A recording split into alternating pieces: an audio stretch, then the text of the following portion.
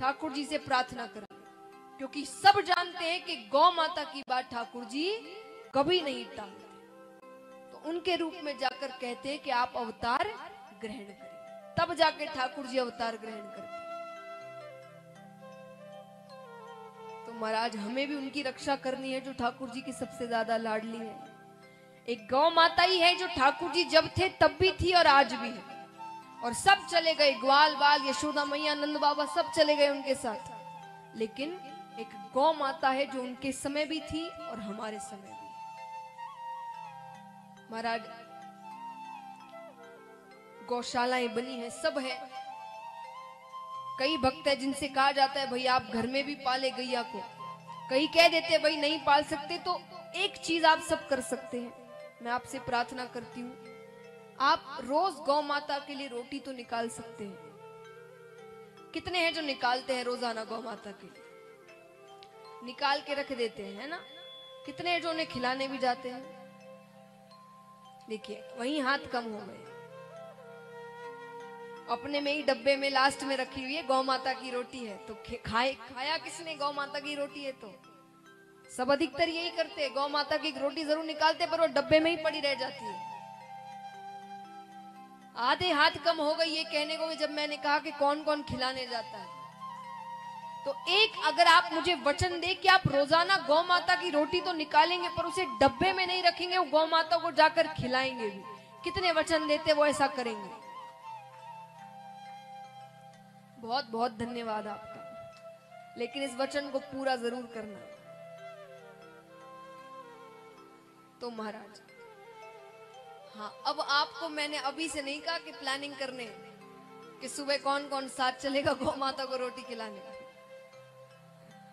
तो महिलाओं से निवेदन है शांति बनाए रखें। तो महाराज ठाकुर जी कहते हैं कि गैया चराने जाऊंगा। मैया कह देती है ठीक है बाबा, रो मत, बिना जूतियों के जाना। ठाकुर जी गैया चराने जाते हैं। अब गैया चराकर घर वापस लौट रहे होते हैं कि रास्ते में उनकी भेंट कुछ गोपियों से होती है। गोपियां रोज दही माखन बेचने जाती थी, वापस आती थी तो कुछ हांडियां बच जाती थी। ठाकुर जी गोपियों को देखते हैं, ठाकुर जी कहते हैं अरे गोपी एक दो हांडी हमऊ दे जा। गोपियों ने कहा कन्हैया तुझे माखन देकर कोई लाभ ना हुआ, कोई फायदा नहीं हुआ। ठाकुर जी ने कहा फायदा कैसा? बोले अरे कब से तुझे माखन खिला रहे हैं, यशोदा मैया तुझे माखन खिला रही है पर तू तो काला का काला ही है अभी तक। यशोदा मैया गोरी, नंद बाबा गोरे, बलदाऊ भैया गोरे, तू कहां से पता नहीं आ गया काला। ठाकुर जी को क्रोध आ गया इस बात पे। ठाकुर जी ने उठाए पत्थर और सारी हांडियां फोड़ दी। अब गोपियां कहती है कि रोज तो चोरी करता है, हमारे पास कोई सबूत नहीं होता मैया को दिखाने को। आज तो माखन हांडियां सब ऊपर ही सर पर लेकर गोपियां जा रही थी, फूटी तो सब दही माखन शरीर पर गिर गया। आज तो सबूत है, इसी रूप में जाते हैं यशोदा मैया के पास। सब गोपियां जाती है। ठाकुर जी सोचते अब ये तो गलती हो गई, सबूत छोड़ दिए मैंने, और आज ये अगर गोपियां मैया के पास पहुंच गई तो आज तो पिटाई पक्की है।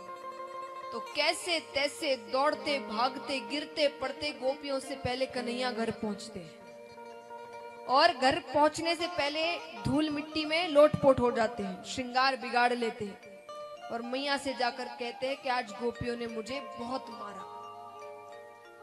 क्यों मारा? क्योंकि उन्होंने कहा था बंसी बजाकर बताओ, मैंने जब बंसी नहीं बजाई ना तो मुझे बहुत मारा। अब कोई भी माता हो अपने पुत्र को ऐसे देख ले तो पीड़ा तो होती है, क्रोध आता ही है। और कोई भी माता तो दूसरी बात है, यशोदा मैया देवी देवता कहते हैं यशोदा मैया जैसी मैया युगों युगों तक नहीं हुई। तो यशोदा मैया वो ठाकुर जी को इस रूप में देख ले, श्रृंगार बिगड़ा हुआ, मुकुट टेढ़ा, बाल बिखरे हुए, धूल मिट्टी में लोटपोट के, मानो कितना मारा हो गोपियों को। अब तो बस यशोदा मैया इंतजार कर रही है कि कोई गोपी घर आ जाए। यहाँ गोपियां घर आई और मैया ने जो डांट लगाई, उन्हें जो डांट लगाई, तो सारी गोपियां मैया से कहती है ओ तेरो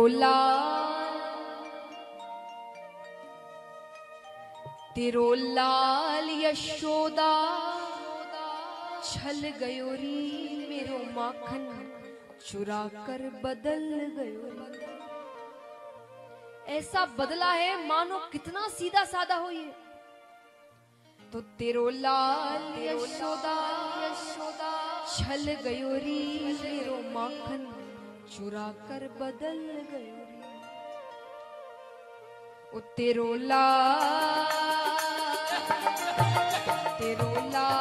यशोदा छल गयो री मेरो माखन चुरा कर बदल गयो री। तेरो लाल यशोदा छल गयो री मेरो माखन चुरा कर बदल गयो। तेरो लाल यशोदा छल गयो री मेरो माखन चुरा कर बदल गयो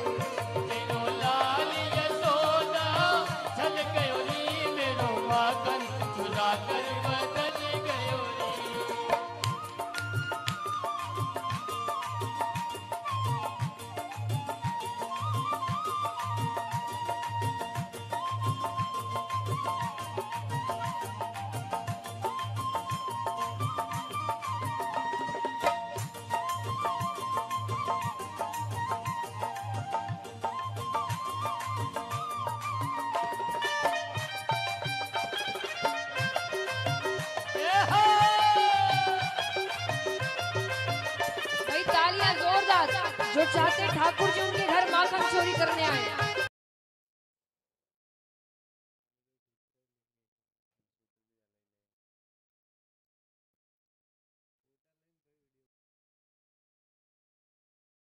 नेपाल में ना